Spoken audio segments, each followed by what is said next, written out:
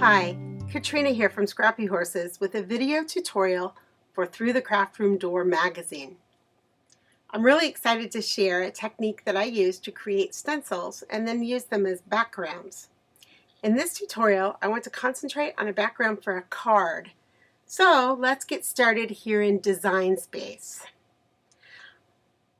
I've done a little prep work by bringing in what the finished project is going to look like, and then also bringing in copies of the images that I brought in from Design Space to use. Here is our finished project. It's going to be a card. The measurement finished is going to be 4 1/4 by 5 1/2. I've brought in this peace sign stencil. I brought in this piece from Groovy Times. This girl is actually a stamped image we're going to use on top. I just imported her into Design Space so that I could use her as a place marker so I would know exactly how I wanted my background to fit. Then I brought in this piece, which I'm going to use to make a stencil for our background of our card. So let's get started on that. First thing we're going to do is take this piece that I brought in and we're going to ungroup it.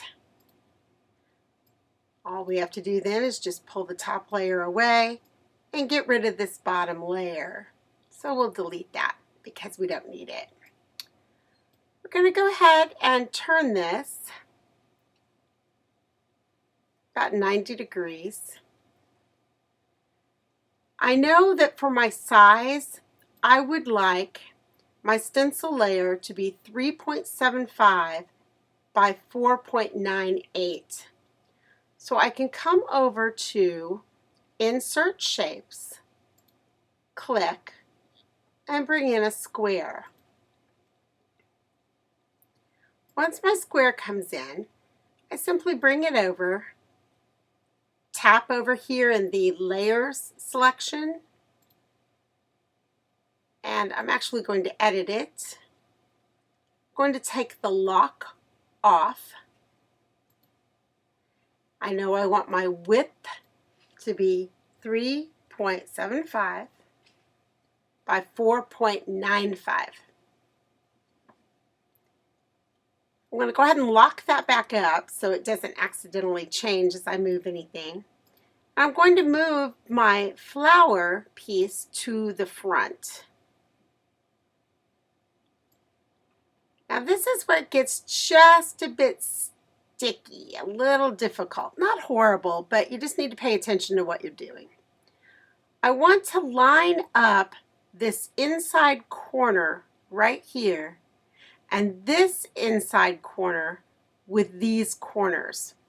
So the easiest way to do that is to go ahead and zoom in a little bit so we can see exactly what we're doing. Going to line it up and leave a little bit of this white space showing. That'll help us a little bit.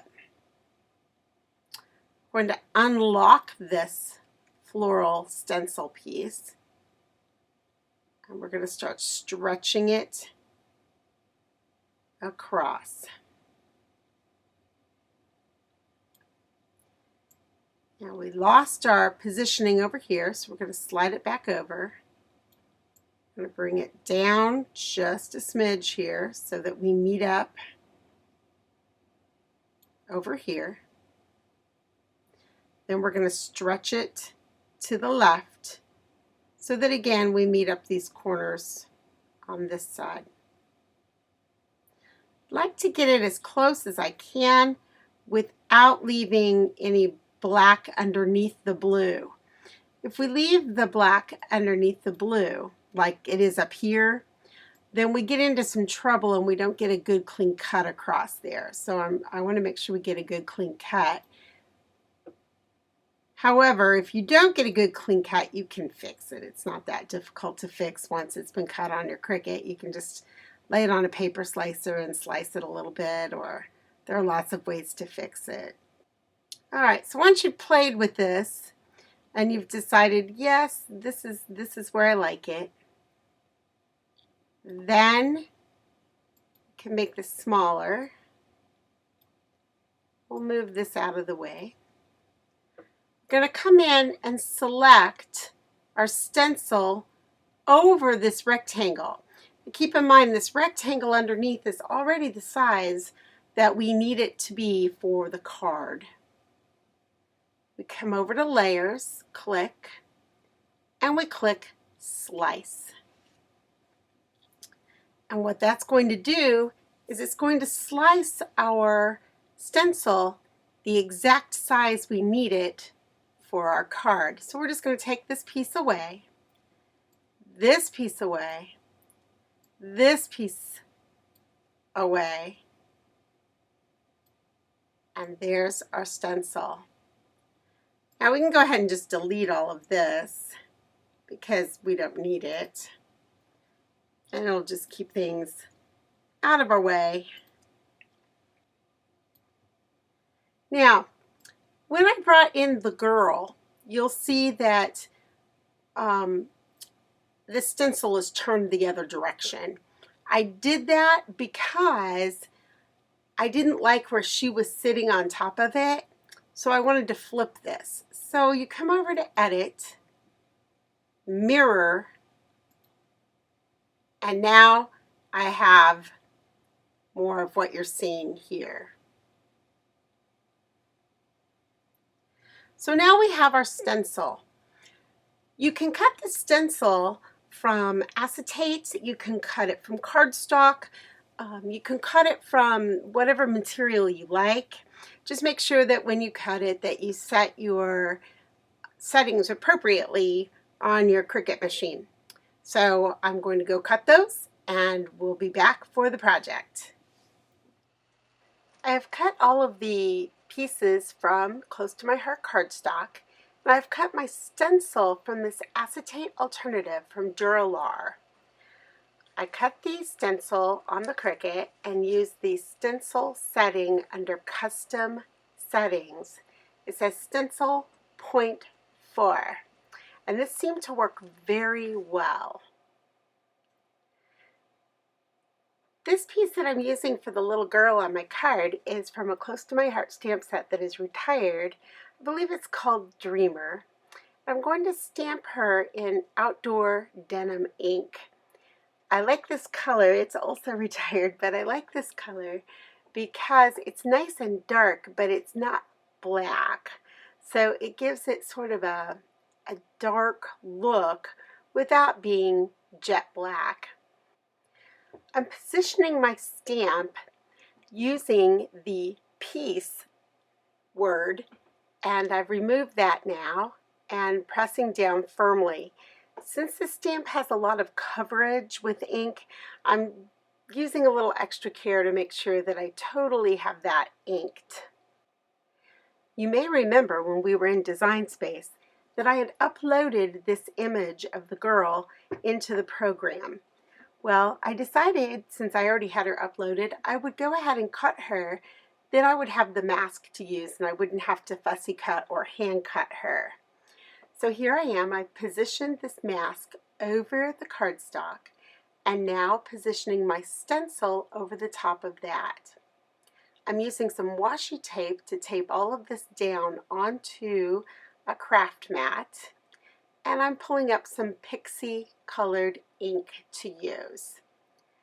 I'm just simply using a sponge and sponging the ink over my stencil. The only real trick here is just to be sure that your mask stays securely in place as you're rubbing the ink over your stencil and mask. Once you've completed this, you can carefully take the masking tape off, remove your stencil, and remove your mask, and you have your finished piece. I decided that it might be fun after removing this to go ahead and ink up my edges in the same color with that Pixie.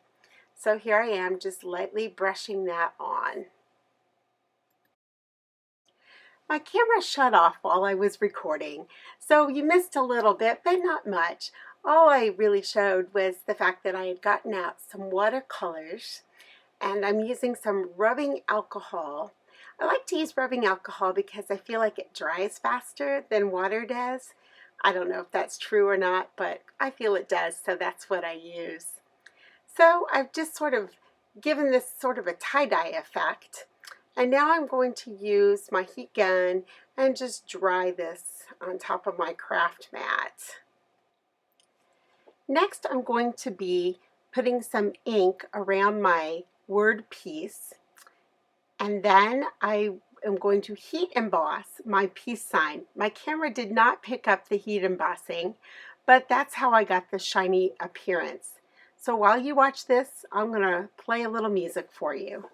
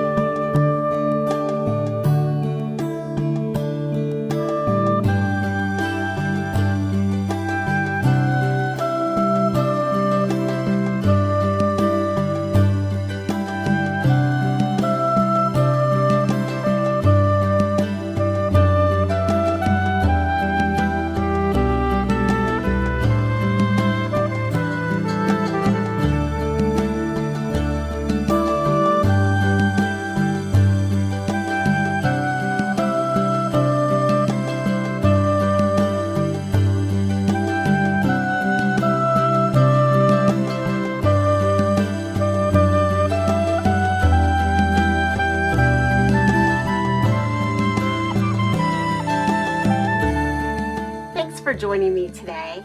I've had such a great time sharing this with you.